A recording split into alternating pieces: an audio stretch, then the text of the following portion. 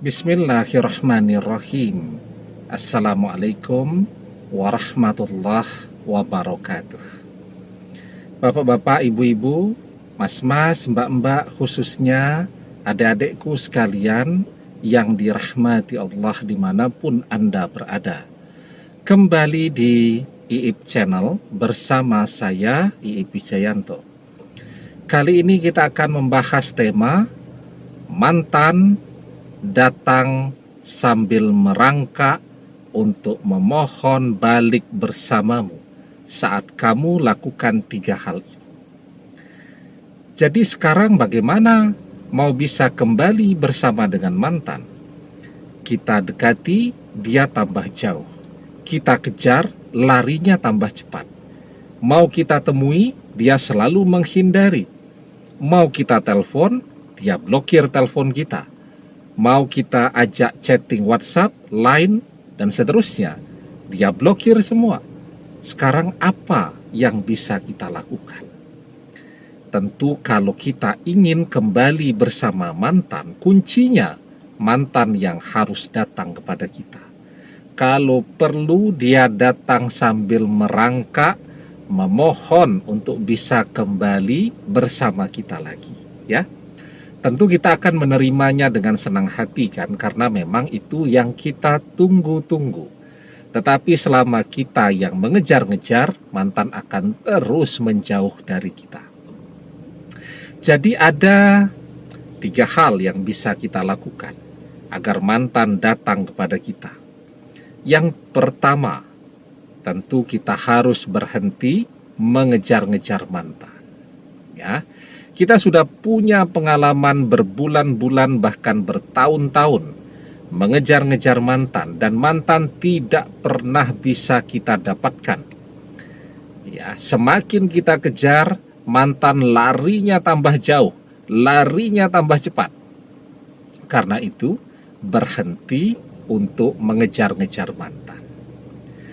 Jadi bagaimana mantan mau kangen kepada kita kalau kita kejar-kejar terus, ya? Orang kangen itu kalau jarang ketemu atau tidak pernah ketemu, baru kangen. Lah ini ketemu setiap hari kok. Dia baru mau berangkat kerja, kita sudah nongkrong di depan rumahnya. Dia pergi kerja, kita sudah nongkrong di tempat kerjanya. Dia baru mau istirahat, kita miss call dengan nomor telepon kita yang baru. Dia angkat teleponnya, dia dengar suara kita, kemudian dia off teleponnya dan langsung dia blokir. Jadi dia tidak akan pernah merindukan kita karena kita selalu muncul di depan dia. Jadi yang pertama, berhenti mengejar-ngejar mantan. Karena kita sudah punya pengalaman, semakin kita kejar, mantan semakin tidak menginginkan kita. Kehadiran kita justru bagi mantan adalah sebuah gangguan yang membuat hidupnya menjadi terasa tidak nyaman, ya. Yang kedua, sekarang ya, kalau kita sudah berhenti mengejar-ngejar mantan, kita punya begitu banyak waktu.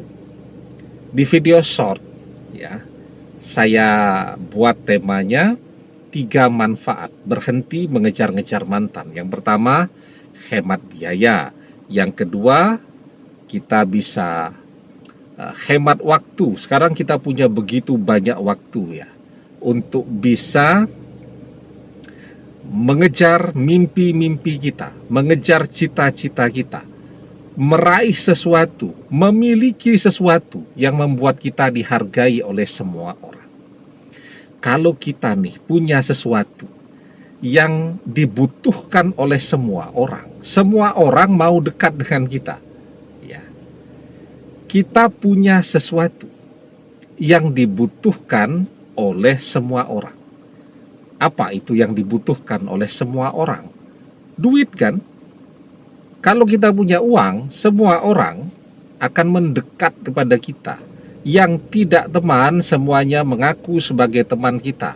Yang tidak kenal, semuanya mengaku sebagai sahabat kita. Semua orang mau dekat dengan orang kaya biar kecipratan dan dapat manfaat dari orang kaya tersebut. Itu enaknya jadi orang kaya, ya. Nah, daripada waktunya habis untuk ngejar-ngejar mantan, lebih baik sekarang waktunya kita gunakan untuk bekerja. Karena apa? Karena manusia cuman bisa kaya kalau dia mau bekerja. Semakin banyak waktu yang dia gunakan untuk bekerja, semakin terbuka peluangnya untuk mendapatkan rezeki yang lebih banyak lagi. Di dalam surat An-Najm ayat ke-39 kita diajarkan wa alaisa lil insani illa masya'a. Dan bahwasanya seorang manusia tiada memperoleh selain apa yang telah diusahakannya. Ya, itu. Jadi sekarang kita berusaha agar kita memperoleh rezeki sebanyak mungkin, karena kita menyadari siapa sih zaman sekarang yang semuanya harus serba dibeli.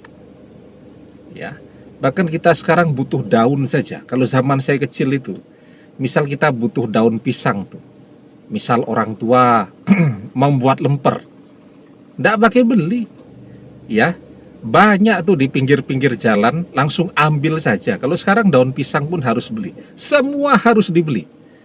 Dan karena semua harus dibeli, siapa yang menolak jika punya pasangan yang kaya raya? Ya. Nah, yang ketiga.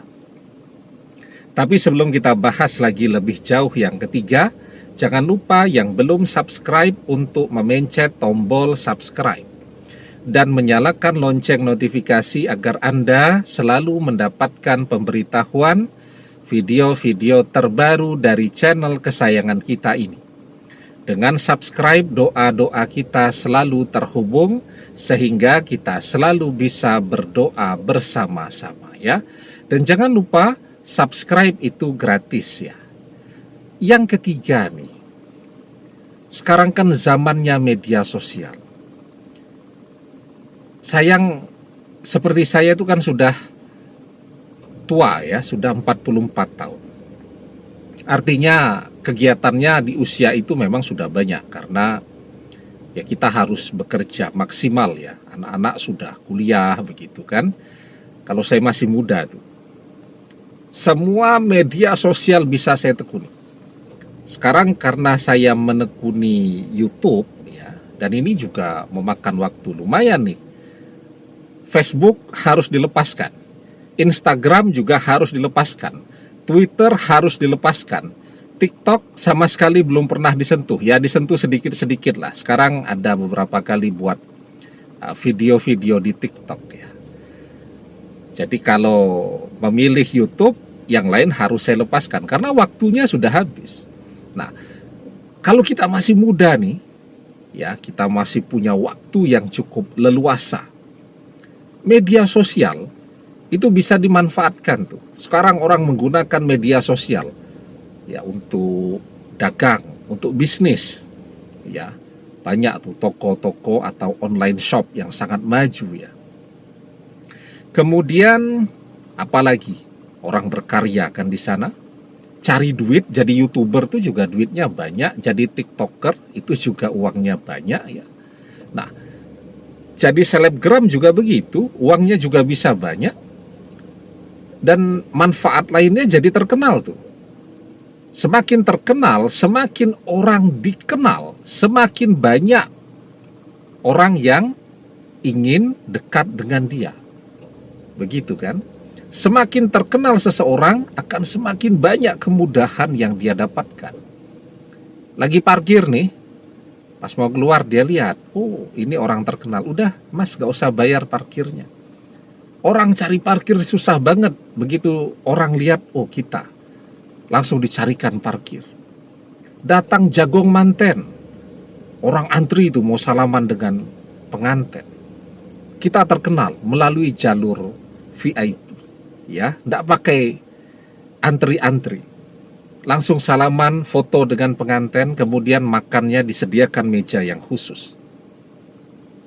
Ya, jadi zaman sekarang itu, orang mau jadi artis itu tidak harus casting ke rumah produksi atau production house kan. Kalau zaman dulu kan harus ke Jakarta. Kalau zaman sekarang orang pinter nyanyi, pinter main musik, dia bisa tampilkan di media sosialnya, ya kemudian viral, terkenal, uang banyak, dan seterusnya. Nah, jadi sekarang itu kita bisa manfaatkan tuh, ya. Karena juga zaman sekarang sama dengan harta tadi. Semua orang dengan bahagia kalau bisa punya pasangan yang kondang, yang populer, yang terkenal di media sosial. Tapi gunakan untuk hal-hal yang manfaat, ya.